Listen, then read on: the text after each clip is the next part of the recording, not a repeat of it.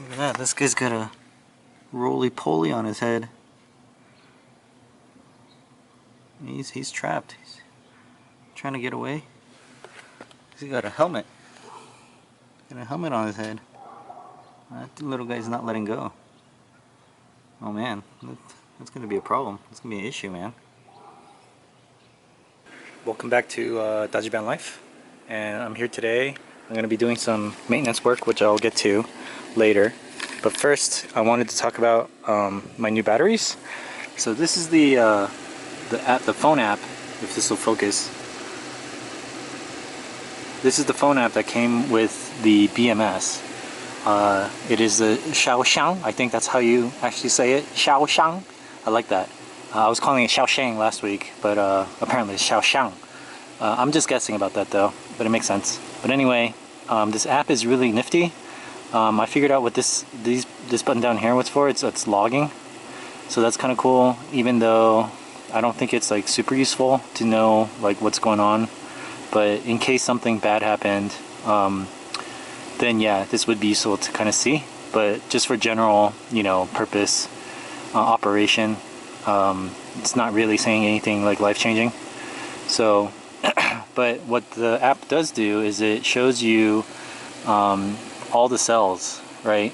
So it's kind of cool. It'll balance once one of the cells hits 3.4 volts, which is nice. So cell 8 number over here, where it's blinking, that has been going up to like 3.4 most often out of all of them. And it'll have a little B symbol, the letter B, in this little circle over here. I don't know if you guys can see that, but that'll blink, and then it'll blink with a different battery bank, and basically it's balancing with that battery bank. So that's kind of cool. But back to the main app here. Right now I'm pulling in 2.6 amps from the solar panels. That's pretty low. It's probably because my fridge is running and I have the max air fan running at the same time. So in general, that pulls about 5 amps total, and I've been getting about 8 amps on the solar panels without any load. So that makes sense. 8 minus 5 equals about 3, and it's roughly about 3 amps, 2.6, 2.5, rounding up. So this has been really handy to have access to. I've been looking at this all the time. I have it on when I'm driving, just because solar panels are supposed to be more efficient when they're cooler. So when I'm driving, obviously there's airflow over them, so that should cool them down. So I've been testing that out, where if I'm just stationary and the solar panels are hot, and what the amp draw is versus when driving. I can say maybe there's like a 1 amp difference, so not that much, but that's still pretty significant. And then it has the amp hour rating down here. It says 95.73 amp hours remaining. This is a 190 amp hour bank, so I guess they didn't come fully charged from the factory, or maybe the app wasn't calibrated. I didn't do any sort of calibration on it. It didn't really have an option for that. So it's just reading what it reads. And so I guess, according to this, the battery bank is only about halfway full. So I have about half more remaining to go. I mean, it's been charging for a week.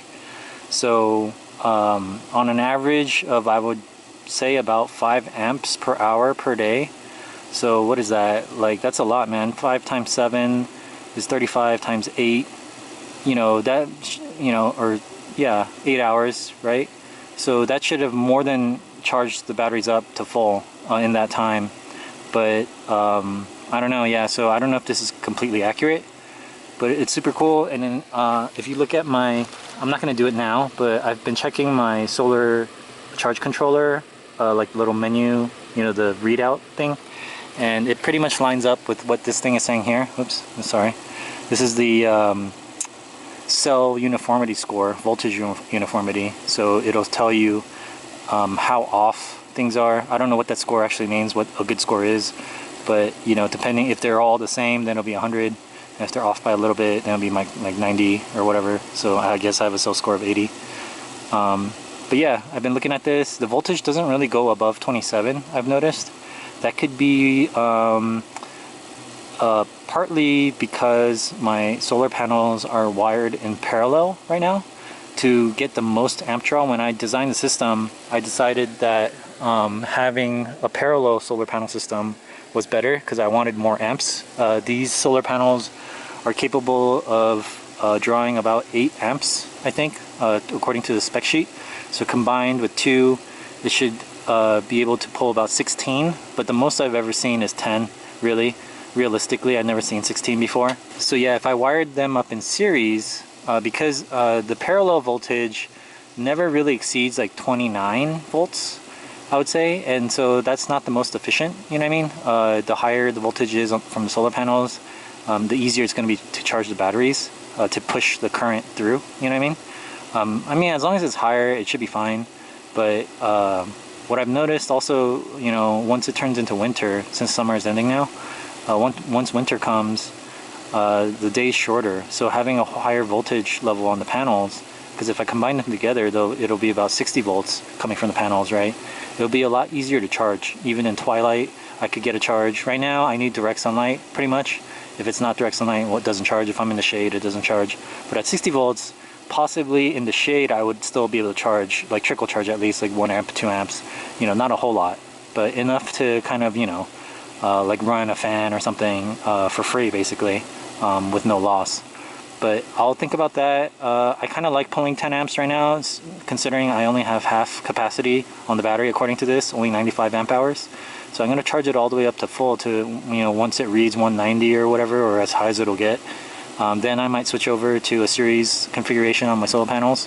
But for now, I'm just going to leave it in parallel, and I'll continue to monitor this. But this has been really useful. This Xiaoxiang,